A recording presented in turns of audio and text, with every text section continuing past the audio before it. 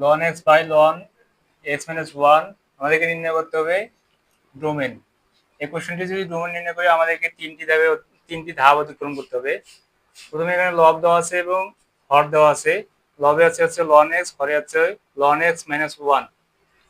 প্রথমে আমরা যদি প্রথম কন্ডিশনটা নিই, লবে নেই, এখানে দেওয়া আছে লবে আছে লন এক্স। এক্স এর আর্গুমেন্ট সবসময় ধনাত্মক হয়, কখনো ঋণাত্মক হবে না। এর জন্য কন্ডিশন হচ্ছে এক্স গ্রেটার দেন হচ্ছে 0। আমরা যদি আবার নিচে লব আছে, আবার যদি নিচে নেই, ঠিক একইভাবে লব এক্স মাইনাস ওয়ান। যদি এটার জন্য একটা কন্ডিশন নেই, এটার জন্য কন্ডিশন কি হবে, লনের আর্গুমেন্ট সবসময় ধনাত্মক হয়, তো এক্স মাইনাস ওয়ান সবসময় কি হবে, 0 থেকে বড় হবে। X minus one greater than হচ্ছে 0। এখান থেকে আমরা লিখতে পারি এক্স গ্রেটার দেন হচ্ছে 1।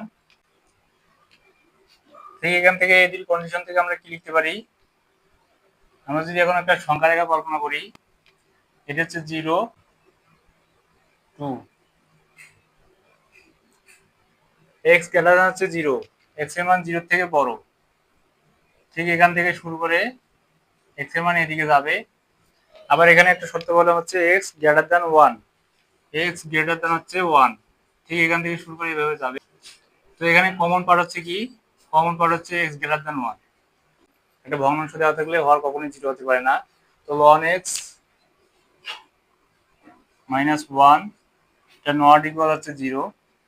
তার মানে আমরা লিখতে পারি x minus 1, x minus 1 not equal 0।